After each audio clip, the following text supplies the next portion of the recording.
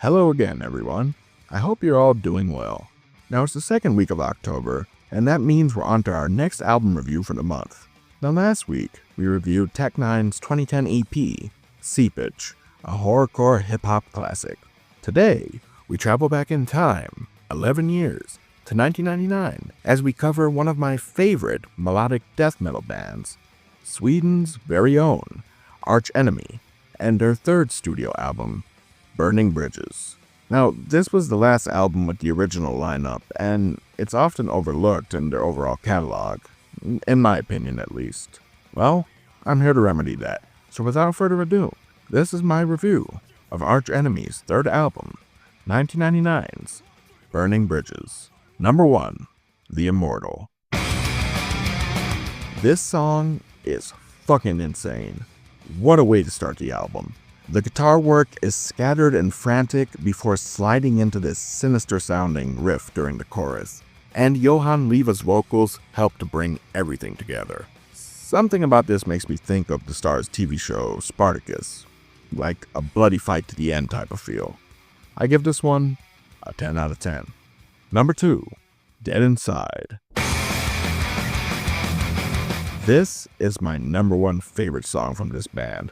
And that's saying quite a bit because they have a lot of songs that I hold in high regard. The guitar work from the Amat brothers is phenomenal here. This is one of the songs that got me into this power metal influenced style of melodic death metal from Europe. And Leva's vocals sound so sick here. Like all of the anger in his heart is being poured out into the lyrics. Amazing track. 10 out of 10. Number 3, Pilgrim.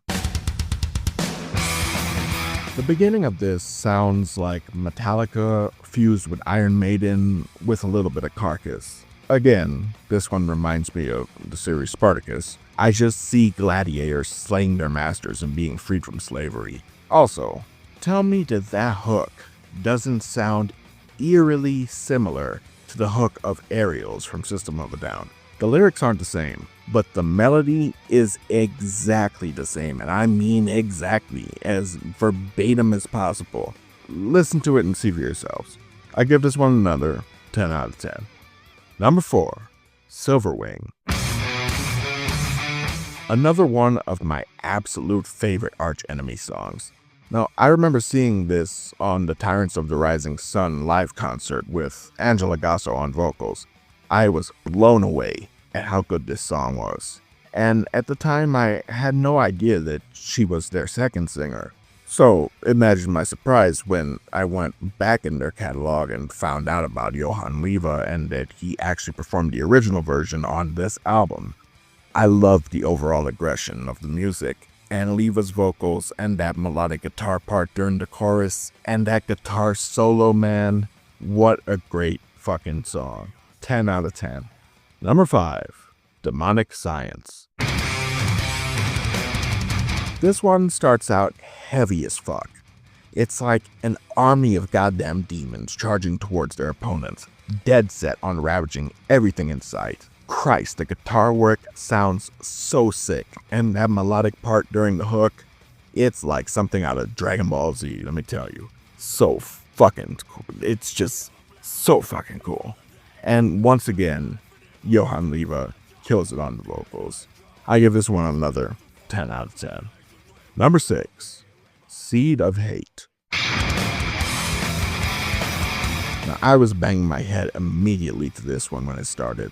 Have I said how much I admire the Amat brothers' guitar work? So fucking good. And again, Leva does his thing bringing it all together. 10 out of 10. Number 7, Angel Claw. Now, I really like Leva's vocals on this one. They sound so goddamn evil. And of course, Michael and Christopher, they aid him with the fast melodic guitars. When this lineup temporarily reformed a few years ago to play select shows under the name Black Earth, I remember watching a video on YouTube. It wasn't of the greatest quality, but it was a video with them performing some of the songs in some of the shows, I think possibly in Tokyo, I couldn't remember, but I remember seeing them performing this specific song as part of that video. And even with that shit quality of the upload, it still sounded so cool, man. I wish I could have seen that in person. I give it this one another 10 out of 10. Number 8, Burning Bridges. Okay, so here we have the title track of the album. And honestly, this is the first one thus far that I don't really care for. In my opinion, it's way too slow and dreary. For my taste, at least. But hey, what's one bad apple amongst a batch, right? But, on a positive note, I did like the last minute or so of the song. That vocal part sounded really cool. In fact, I think I'm gonna go sample that for one of my hip-hop beats later. I give this one a 1.5 out of 10. Number 9, Diva Satanica. This one is pretty good. Not quite as strong as some of the other songs, but it's still pretty damn good. I wouldn't skip it on an album listen, but it wouldn't be my go-to track either. I give this one a 5 out of 10. Number 10, Hydra. This one starts off very ominous sounding. In my head, I see that creepy landscape of Louisiana, like that eerie feeling you get watching the first season of True Detective. Very unsettling. But other than that, there's not much more to it. It's just an instrumental that's under a minute long, so I don't really know what to make of it. So I give this one a 4 out of 10. We're down to the last 2 songs. Number 11, Scream of Anger. This one is really good. Everyone kills it here. You know the drill. Fast, heavy, melodic, and a really good memorable hook. Not much more I could say here. 8.5 out of 10. And the final song of the album, number 12, Fields of Desolation.